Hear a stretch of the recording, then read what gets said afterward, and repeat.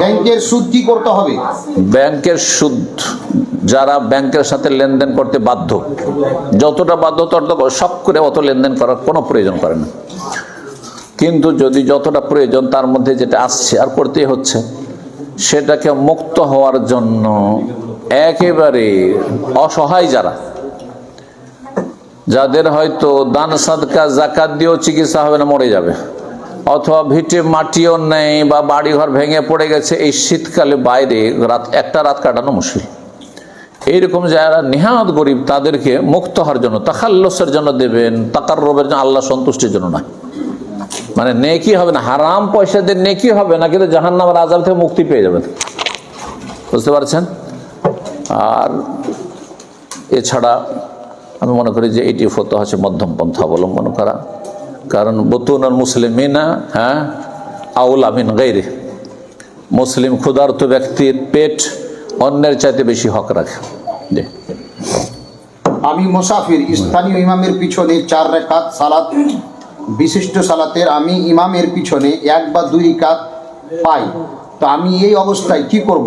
আমি কি 4 রাকাত পড়বো না 2 রাকাত পড়ে সালাম ফিরব? ইমাম মুকিম না, ইমাম মুকিম, ওর পিছনে আমি ইমাম যদি মুকিম হয় তো আপনাকে কসর করার অধিকার নেই, কসর করতে পারবেন না।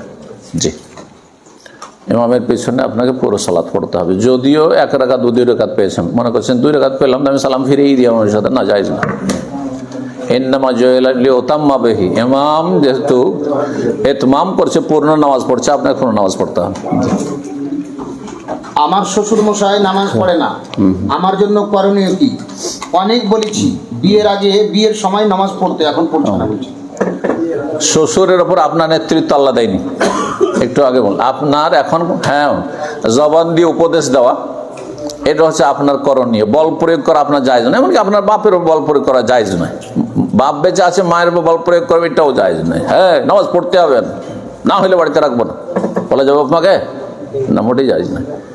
তো উপদেশ দিতে হবে, আর উপদেশ দিয়ে যদি না শুনে, আর দেখেন যে আপনার স্ত্রীকে শ্বশুর বাড়ি পাঠাইলে বাপের রঙে রঙে যেতে পারে, খারাপ হইতে পারে, তো স্ত্রীকে পাঠাবেন না বাপের কাছে। ওর বাপ এসে মাঝে মাঝে সালাম দো করে চলে মেয়ের সাথে, কারণ আপনার স্ত্রীকে জাহান্নাম থেকে বাঁচাইতে হবে। আপনার ছেলে মেয়েগুলো নানার কাছে গিয়ে বেনামাজি হয়ে যেতে পারে, যে নানাই নামাজ পড়েনি বুড়াতি কালে, 80 বছর বয়সে, তো আমি কেন পড়বো, তাই না?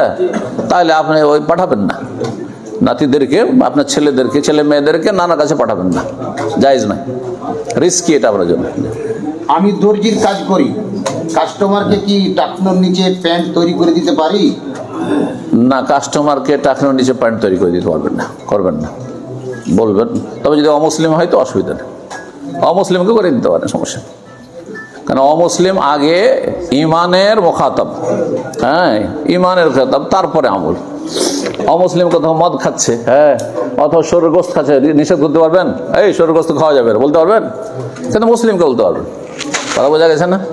অমুসলিম নামাজের সময় মসজিদের বাইরে বাইরে বসে আছে, বলতে পারবেন চল নামাজ পড় নাই, ঘরে ঢুক, বলা যাবে? না, যাবে না। তো সেই আর কি। আমি একজন গাড়ির চালক, প্রতিদিন প্রায় 30-35 কিলোমিটার গাড়ি চালিয়ে দূরে যাই, তাহলে কি আমি মুসাফির, কসর করবো? 30-35 কিলোমিটার সফরের দূরত্ব নাই। সফরের দূরত্ব সম্পর্কে দুটো ফতোয়ার কোনোটা দিয়ে পড়ে না। একটা হচ্ছে যেটাকে সেখানকার প্রথাতে সফর বলা হয়, তো 30 কিলোমিটার সফর হয়ই না। এখান থেকে কিশনগঞ্জ গেলে তেমন সফর না, বা এখান থেকে কিশনগঞ্জ 40 পেয়ে যাবে না, তা বেশি নাকি 40। তো এখান থেকে কানকি গেলে সফর, কেউ বলবে না যেটা সফর, কথা বোঝা গেছে।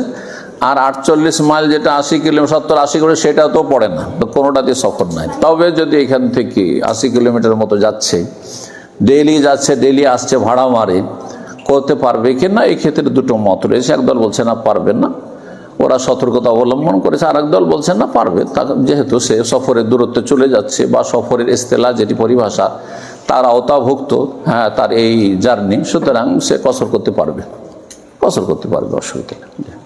শেখ, আমার প্রশ্ন, আমি বেনামাজির জানাজা পড়ি না, এটা কি মধ্যম পন্থা, না এটা কি ঠিক হচ্ছে কি হয় না?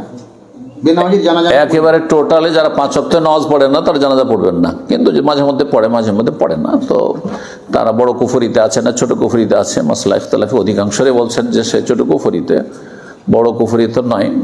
3 ওয়াক্ত পড়ে, 4 ওয়াক্ত পড়ে, 2 ওয়াক্ত পড়ে না, মাঝে মাঝে পড়ে, মাঝে মাঝে পড়ে না, এরকম যদি হয় তাহলে কুফরির কাছাকাছি বড় কুফরি, কিন্তু ছোট কুফরিতে আছে, তাদের জানাজা পড়বেন। পাড়া প্রতিবেশী বিশেষ করে, কারণ প্রতিবেশীদের অতিরিক্ত হক রয়েছে, আশেপাশের লোক নামাজ পড়বে।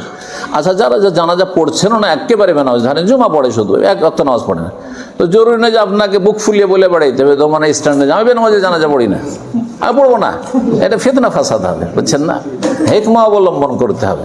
আপনি পড়বেন না, চুপচাপ আপনি বাড়িতে বসে থাকেন, রাস্তায় অত ঘোরা, জানাজা সবাই পড়তে যাচ্ছে আর আপনি ঘুরে বেড়াচ্ছেন, চলেন জানাজা, বেনামাজি জানাজা পড়বো, এটা ফিতনা ফাসাদ সৃষ্টি করবেন না, এটা কখনো করবেন। আপনি ঘরে লুকিয়ে থাকেন, আর না হলে বাইরে কোথাও চলে যান নিজের কাজে।